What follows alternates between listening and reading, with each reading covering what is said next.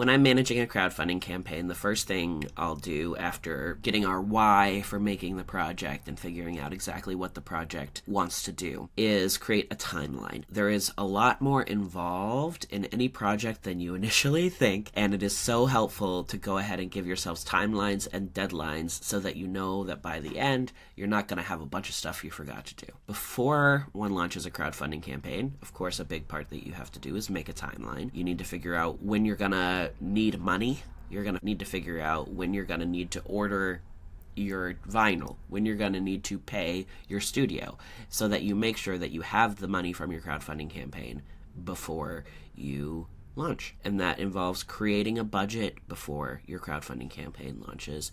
And the other thing you need to do before your campaign launches is get your audience ready. You've got to have people ready. You've got to have the crowd, because the crowd comes before the funding. So before you press go, you need that crowd. A lot of times for me, that means spending like 10 weeks with weekly interactions with the audience in one way or another, whether that's sharing music, doing an email list, something like that.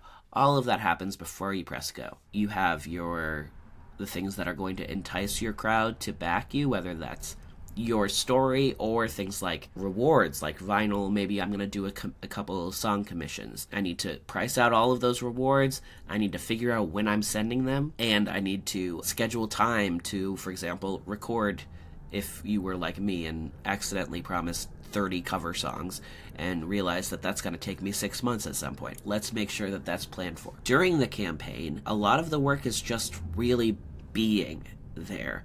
I've had one campaign that I launched with a client, and unbeknownst to me, they had planned a vacation for the second day of the campaign, and then they were gone. Please don't do that.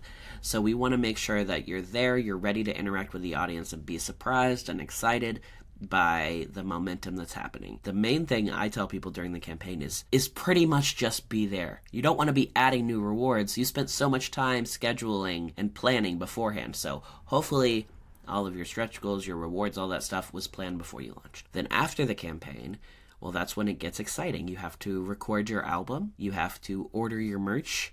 You have to ask your fans where to send it. Maybe you have a PR campaign for the album that you're paying for. Maybe there's a tour, and all of that happens afterwards. And hopefully you've set yourself up with a budget and a timeline beforehand so that none of that is a surprise. The other big thing I will say when creating a timeline is I always create wiggle room on every deadline. A few days, because stuff happens. Remember when you think, oh, it should only take me 5 days to lay down vocals? Well, what if you get a cough, and then everything gets thrown off forever, and for some reason you decided you're releasing your album exactly on December 31st and suddenly you can't anymore? Give yourself some wiggle room. I always need it, and it's always so comfortable to know that I have it.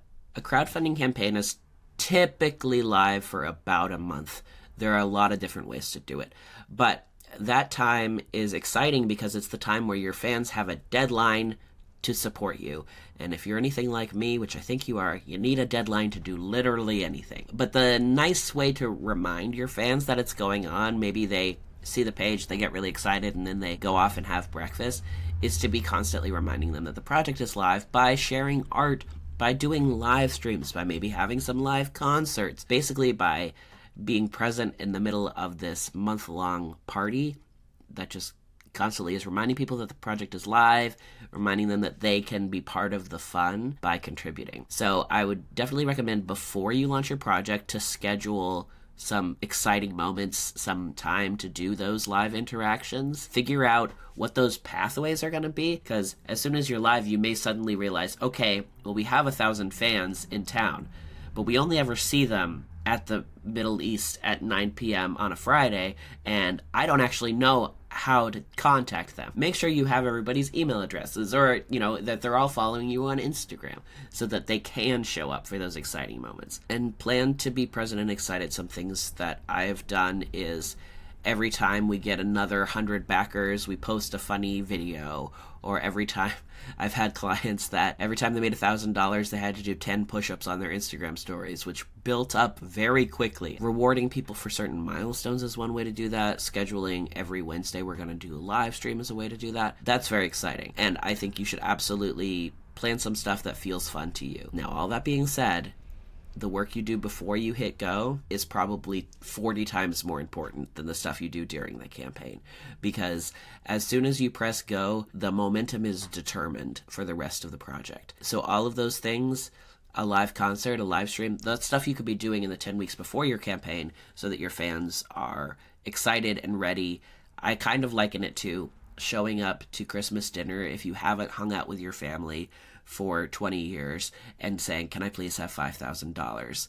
Versus showing up to Thanksgiving with your family when you show up every week on Sunday and just say, I have an album I'm thinking about, and everybody just interrupts you and goes, here's $400 each. We just love you, and we've heard about your project, and we want to support it. Share what you're doing before you launch so that it's not a surprise and it doesn't feel like it's coming out of nowhere. But also, planning some stuff for the campaign will not only be fun for your fans, but also probably release some of the stress that you have of, like, shouldn't I be doing something? Shouldn't something be happening right now? It feels good to be able to control a little bit of that publicity in the middle of the campaign.